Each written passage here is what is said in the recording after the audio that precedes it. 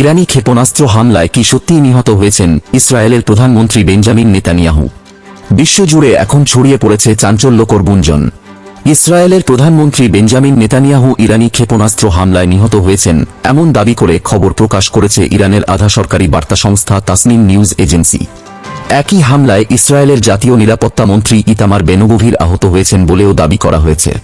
তবে এই দাবির পক্ষে কোনো নিশ্চিত প্রমাণ এখনও পাওয়া যায়নি। প্রতিবেদনে মূলত মার্কিন গোয়েন্দা কর্মকর্তা স্কট রিটারের একটি এক্স টুইটার পোস্টের বরাত দেওয়া হয়েছে। সেই পোস্টে বলা হয়, নেতানিয়াহুর সরকারি বাসভবনে ইরানি ক্ষেপণাস্ত্র আঘাত হানলে ঘটনাস্থলেই তিনি নিহত হন। কিন্তু যে অ্যাকাউন্ট থেকে পোস্টটি করা হয়েছে সেটি সত্যি স্কট রিটারের কিনা নাকি ভুয়া তা এখনও নিশ্চিত নয়। এদিকে ইসরায়েলের প্রধানমন্ত্রীর দপ্তর থেকেও এখন পর্যন্ত এ বিষয়ে কোনো আনুষ্ঠানিক বক্তব্য দেওয়া হয়নি।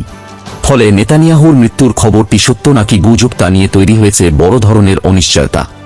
উল্লেখ্য, এর আগেও ইরানি কিছু সংবাদ মাধ্যম নেতানিয়াহুর মৃত্যুর দাবি করলেও পরে আন্তর্জাতিক গণমাধ্যম সেগুলোকে গুজব বলে জানিয়েছিল।